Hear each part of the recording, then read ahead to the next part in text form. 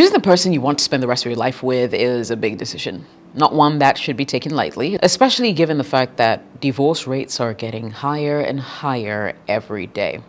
Now, if you want to set yourself up for lasting happiness, it's essential to choose a wifey material, meaning that this is a woman who will demonstrate the characteristics of a good wife. Remember though, if you're going to have to get a good wife, it means that you're going to be a good husband material yourself.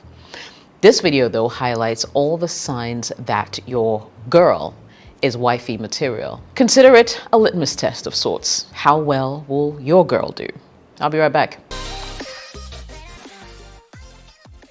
Welcome back. My name is Jessica. This is my YouTube channel, and on this channel I proffer relationship advice for men. Remember, if you'd like to engage with me beyond the videos you see on my channel, you can actually join my growing Patreon community. Go to patreon.com/JessicaOS and join as a VIP. I'll be more than happy to jump on a Zoom video call with you so we can interact one-on-one. Today's video is sponsored by Passion Air, and I do choose to live my life passionately.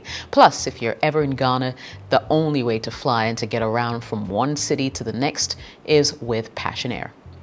Let's jump into today's topic. Signs that your girlfriend is wifey material. I've got a couple. Number one, she's there for you during your ups and downs.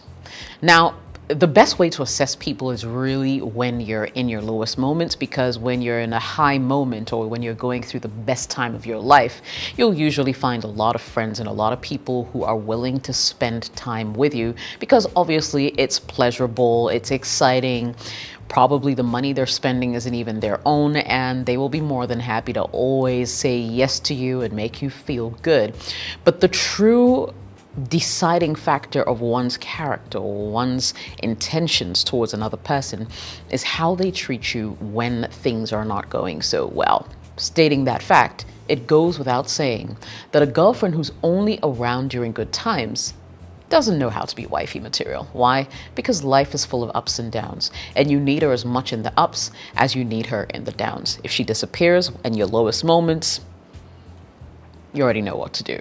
Number two, you find her attractive even when she is not dolled up.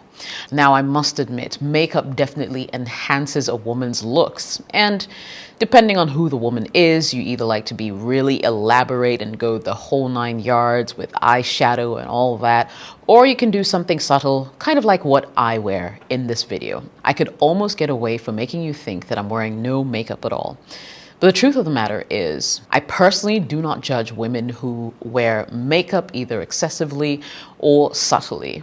To each her own, and really it's about what makes her happy. Now, I know that looks matter, but they aren't everything. At the end of the day, for relationships to thrive, it takes a whole lot more than just how a person looks to get by. The influx of makeup and even these social media filters can be very deceiving, and over time I have heard so many men complain about how they would see a girl on IG or on social media, she looks so dolled up and gorgeous, and you meet her in person and your heart just sinks because the social media images and real life are like night and day. When you meet someone in real life, and in this instance, especially when she has no makeup on and she still looks beautiful to you, then maybe there's something there for you. The big question here is, would you love your woman if you saw her in her raw state? No makeup, she's not dressed up for you, she's not going out, she's just pretty much woken up from bed.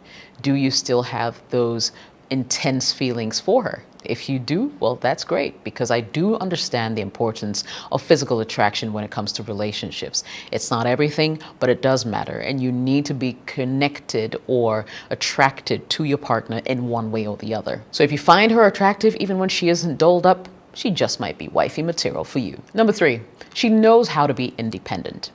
Now, with the way the world is going, lots of families are moving more away from single income to double income, whereas both partners in the relationship are both earning an income and are able to sort of sustain themselves even without the other partner. It's almost a luxury these days to find women who are independent for various reasons, and we can get into the nuances of it where, equal opportunities may not be available to a majority of women as compared to men and that kind of thing. But if you find a woman who's independent, a woman who can thrive on her own, a woman who does not need you necessarily to survive, and a woman who you know that one day, should you lose your job, should you lose your life, she is still going to be able to hold the fort and keep your family flag flying because she knows how to do this on her own. Now, indeed, spouses rely on each other for, financial support and decision making. But you don't want a woman who depends on you for absolutely everything. Over time, you're going to be drained because you're only and always the one taking the important decisions when it comes to your family, and it'll feel like if something goes wrong, she's always sitting in the background, either blaming you or making you feel like a failure.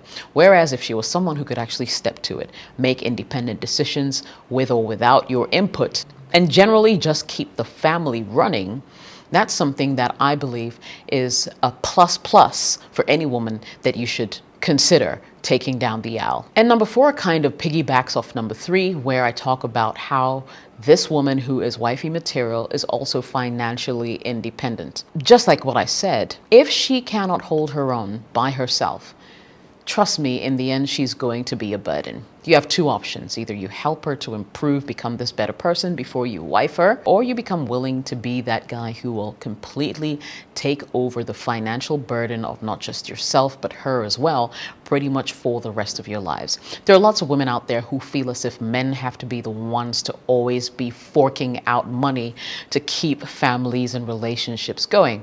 So if you find a woman who's financially independent, may not necessarily be earning $1 million a month, but at least has something substantial that keeps her going, and something that could potentially even support more people than herself, then you're onto a good thing. In a lot of relationships today, most of the fights are either about sex or money. And if you have a woman who is financially independent and could possibly hold her own, you are in good standing, my brother. And better yet, she is in good standing to become your wife. Number 5, if she pushes you to be the best version of yourself. Now, in a world where people are bitter and people don't like to support each other, when you find a woman who is willing to literally help you make your dreams come true, she's a keeper. You see, your woman should be your biggest cheerleader, always supporting you and pushing you to reach your goals. If you are not dating a woman who supports you, who cheers you on, who even gives you some inspiration when you're down and tells you that, you know what?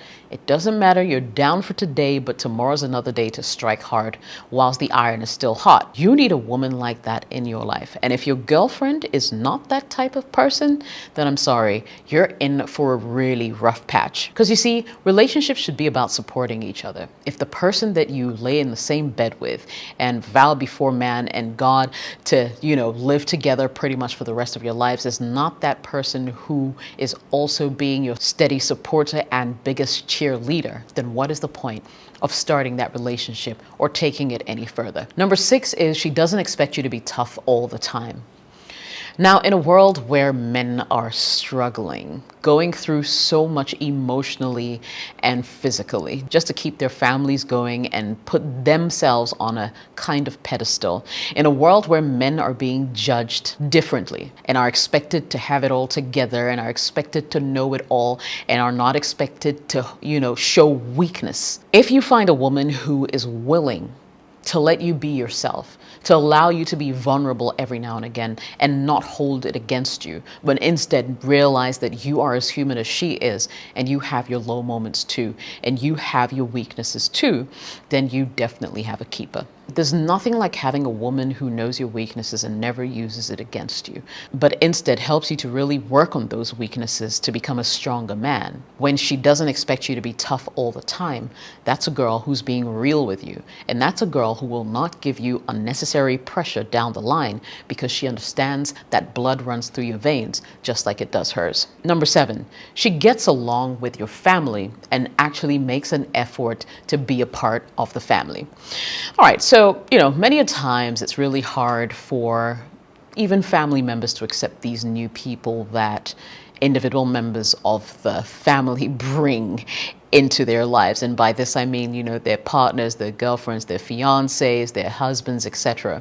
Families can be tricky. And if you're someone who finds yourself in a close-knit family, a woman that you really like might find it very difficult to try to break through and get your family to accept her as part of the team. And sometimes it's not even deliberate. It's just the fact that people like to protect their spaces and protect the relationships that they have, that sometimes when an outsider is coming their way, they sort of are hesitant to open the doors to them. And so if she's someone who's really good with your family, your mother loves her, your brother loves her, your father loves her, like everyone in your family has embraced her, and you can tell that it's a really genuine place they're all coming from, that's definitely a good sign, especially in Africa. In Africa, when you get married, you're not just marrying the individual, you're literally marrying the family as well. And pretty much for the time that you'll be together, know that you're always going to be answering questions and having to deal with extended family pretty much every single time. So if you find a woman who gets along with your family, you're onto a good thing. Number 8 is you can make compromises when it comes to her. Now, yesterday I was having a chat with someone in my patron community, and he was talking about how it was difficult for him to do, he was torn between two people essentially, and it was difficult for him to do certain things or make certain sacrifices for one particular lady in which he is in a relationship with currently, and this other new woman who's caught his attention. And he made a typical example about how his current girlfriend had been trying to get him to stop biting his nails because he was a really, should I say, bad biter. One of those people who would just reach for their nails as soon as they were nervous or were thinking and that kind of thing. And then this other woman he just met in recent times and struck an acquaintance with and, developed a friendship, just randomly said, you should really stop chewing your nails. I don't think it helps you. And that was all it took for him to stop it. He said to me that, Jess, he didn't even think about it twice. He didn't fight back. He didn't hesitate. As soon as the woman said it, it was done. And I just smile to myself right now recalling that, because that's how it really should feel like. Love is about compromise. And if you're able to compromise willingly and lovingly for the person you want to settle with, that's definitely a good sign. Number 9 is she shows interest in the things that are important to you. And it's self-explanatory. I mean, really. Football's not her thing, but at least she makes an effort to understand it because she knows that it's something that you love. And that's how it should be, really. And so, as I give you these pointers, I'm half expecting that you do the same for her. I'm just saying there should be some amount of compromise and an effort to actually be genuinely interested in what your spouse-to-be or your partner is into. Number 10 is both of you have shared values. Now, there's nothing like being in a relationship where you do not agree on values, on morals, on touchy subjects like religion. Now, if you have the same values, she believes in one thing, you believe in the same thing, or at least you're willing to, because I do know, for instance, of relationships where people are from different religions and these relationships are thriving. But once again, it's because compromise is coming into play. It's because people have decided to commit no matter what the differences may be, etc., etc. Now, I'm not saying that you have to agree on absolutely everything, but even where you disagree, both of you need to understand where each other is coming from and agree to disagree. Indeed, you need to settle things amicably. Because, for example, if you're someone who wants kids and she's someone who doesn't want kids, or vice versa, then you know that this is going to be a really huge problem if you should walk down the aisle together. Number 11 is you're sexually compatible. Now, a friend of mine says this all the time, and I can't help but agree with her. She says that sex is the most underrated thing in relationships when it's good. But when the sex is really, really bad, it can cause major problems and major headaches. And indeed, issues will begin to pop up where there are none. Now, I don't know what your religious affiliation is or whether you even believe in premarital sex. But if you're someone who's already engaging in it, you need to make sure that both of you vibe sexually. And even if this does not involve you actually physically engaging in the act, you have to have conversations about what you want done, how you want it done, what your preferences are. And these are open conversations you need to have with your spouse to be or your fiance to be sure that this is really what you want to do. I'm just saying, don't fly blindly. Ask important questions if you decide not to engage in the physical act, but certainly do not fly blindly. And last but definitely not least, amongst many others, to be honest, is you feel in your gut that she's the one. People often talk about their first encounters with their spouses, where at those points in time, the minute they set eyes on them, they knew that this was the person that they were going to marry. All I'm saying is, if you feel like she's the one for you and you cannot imagine your life without her, then she's probably going to be wifey material, especially if she agrees to marry you as well. So go with your gut instinct, go with your feelings, add a little bit of common sense, and I think you should be good to go. That ping means that I need to get out of here and jump onto a call. So I will catch you in the next video. If you like it, and I hope it was helpful, smash the like button, subscribe. I'll see you later. My name is Jessica. Cheers.